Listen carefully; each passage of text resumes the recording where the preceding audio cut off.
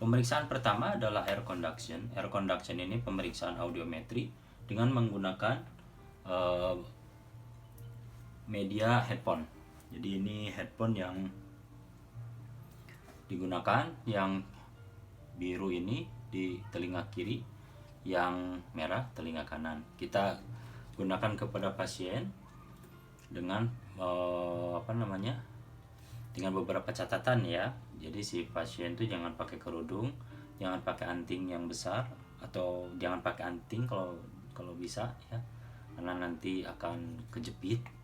Kacamata juga, topi dan seterusnya. Jadi itu harus bebas ya.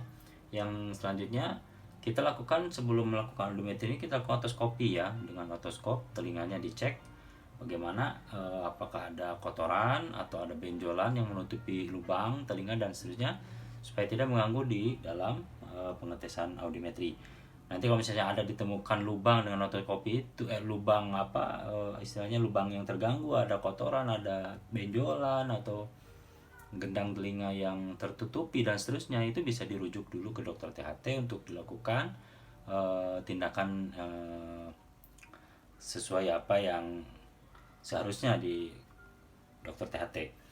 Nah, kalau misalnya semuanya normal, otoskopinya normal, tidak ada masalah, kita lanjutkan pemeriksaan yang pertama. Itu yang step pertama adalah penggunaan pemeriksaan air conduction yang dengan menggunakan media ini, media headphone. Ini kita gunakan kepada pasien, dan silakan pasien yang mengepas headphone di kepalanya, di telinganya dengan nyaman. Jadi kalau kita pasangkan takutnya ada yang sakit, karena memang ini agak kencang ya, karena supaya kedap suaranya. Kita gunakan kepada pasien headphone-nya. Kemudian kita mulai pemeriksaan. Pemeriksaan itu dari 0, itu biasanya dari R dulu ya. Coba ini saya ulangi. Biasanya pemeriksaan itu dimulai dari telinga bagian kanan ternyata ya. Jadi desibel ini dimulai dari 40 desibel, frekuensinya 1000. Kenapa frekuensi awal 1000? Karena frekuensi 1000 itu adalah frekuensi percakapan. Jadi antara 500, 1000 dan 2000 Hz itu adalah frekuensi percakapan atau komunikasi ya. Jadi obrolan kita berbicara ini frekuensinya antara ini. Jadi pemeriksaan screening itu biasanya 3 frekuensi ini. Bahkan nilainya bisa diketahuin. Jadi ketika 500 dapat kita 30, misalnya ini 20 desibel, ini 20 juga, tinggal dijumlahin semua dibagi 3. Nanti ketahuan hasilnya di sini.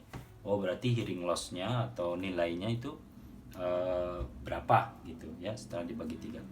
Nah, batasan untuk pembacaan itu biasanya sih dokter THT, tapi kita juga ada beberapa hal yang memang kita juga tahu sebetulnya, boleh tahu gitu. Jadi batas ambang pendengaran normal itu ya di 30 desibel ini. Di 30 dan 35 lah gitu, antara ini aja. Jadi kalau misalnya grafik nanti pasiennya ada di atas, berarti dia normal, tapi kalau udah di bawah berarti dia ada masalah. Pemeriksaan awal itu ya dengan headphone ini. Pemeriksaan pertama dalam kita yang sebelah kanan ya. Ini yang sebelah kanan.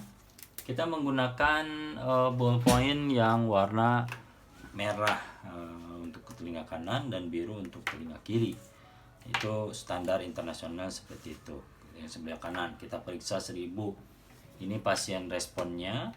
Jadi kalau pasien mendengar maka dia akan merah, dan cukup sekali pijit saja. Ketika dia mendengar suara tuh cukup sekali pijit.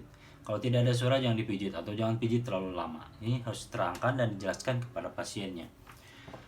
Kemudian pemeriksaan juga harus di tempat yang kedap suara ya, tidak berisik, supaya nilai pemeriksaan audiogram itu benar-benar presisi dan objektif. Nah, selanjutnya dari 1000 Hz ini kita gunakan stimulus. Ini hanya cukup tekan sedikit saja karena ini touch switch ya, tidak perlu pakai tenaga. Kita cukup tekan sedikit, nanti nyala biru. Jadi nggak usah ditekan terlalu kencang, pelan aja. Ya, karena ini touch switch supaya awet ininya, cover ininya. Nah, itu. Dan mijitnya jangan sekali udah gitu, enggak. Jadi pijit tit tit tit periodik gitu ya. Jadi supaya dia mengenal suara dulu, ketika dia mendengar langsung dia pijit. ini pasien respon. Ketika kita tes di 40 dB di frekuensi 1000, kita pijit beberapa kali, dia mendengar. Oke. Kalau dia mendengar, kita turunkan 10 desibel ya. Jadi 30. Kita pijit lagi stimulus, dia mendengar juga. Kita turunkan 10. Jadi 20. Kita pijit stimulus, dia tidak mendengar. Baik, kita naikkan 5 jadi 25. Kita tekan lagi stimulus, baru dia mendengar. Nah, kita cek lagi, turunkan 5 yang 20. Siapa tahu udah mendengar.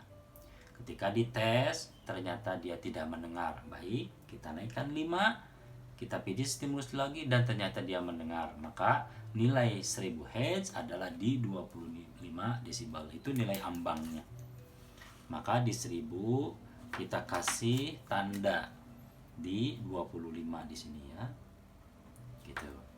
Kalau tanda yang penggambaran itu yang merah, yang kanan itu bulat ya, kalau yang kiri silang.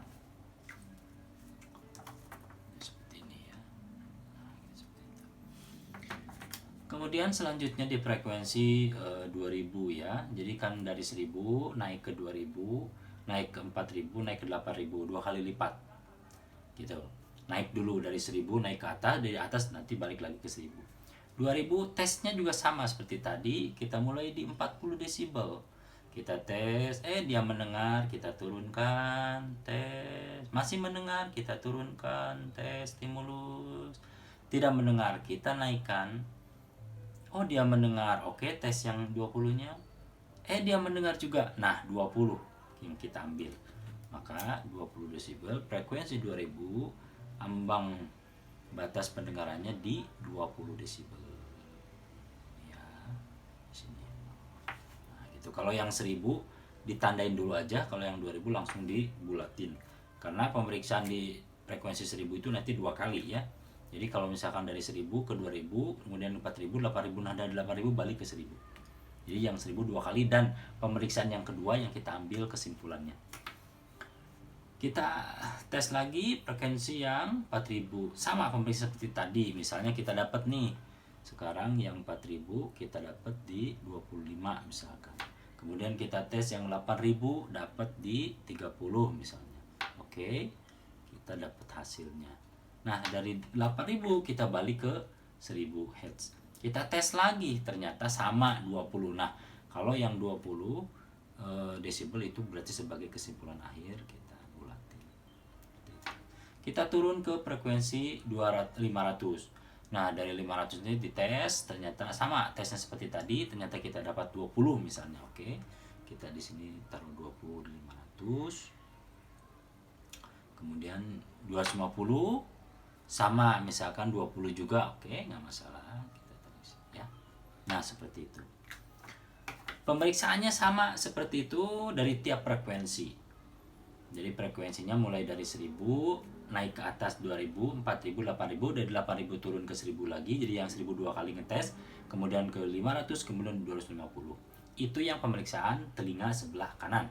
Nah, setelah selesai kita mendapatkan ini, kita berlanjut ke telinga yang sebelah kiri. Kita dengan pijit ear, ininya L. Pemeriksaan sama, kita mulai di frekuensi 1000, kemudian ininya desibelnya 40 desibel, kemudian kita periksa sama seperti tadi, mulai dari 1000, 2000, 4000 sampai 8000. Nah, dari situ kita turun lagi ke 1000, kemudian 500 dan 250 dan seterusnya. Nanti hasilnya akan dapat dengan tanda silang, misalnya seperti inilah. Kita dapat seperti ini hasilnya. Nah, seperti ini misalkan kita tinggal tarik ya. Kita hasilnya grafik seperti ini. Kemudian setelah kita periksa yang telinga kanan ini, kita tahu bahwa batas pendengaran itu adalah 30 desibel. Nah, ini juga 30 desibel. Misalnya di sini ada penurunan.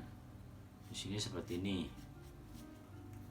Kalau misalnya ada penurunan seperti ini, itu artinya bahwa harus diperiksa lebih lanjut dengan menggunakan bond conduction. Caranya dengan menekan mode di BC.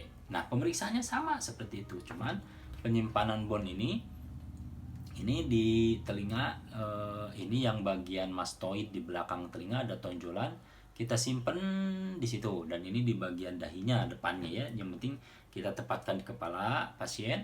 Ini di balik daun telinga di belakang yang ada tulang menonjol, tulang mastoid. Ini ditempelkan seperti itu ya. Jadi ini seperti ini. Ini ada tulang mastoid di sini, tempelkan ini ke depan. Jadi seperti ini ya. Nih. Kalau yang kiri ya kita pasang seperti ini. Gitu. Dan selanjutnya ya sama. Gitu ya.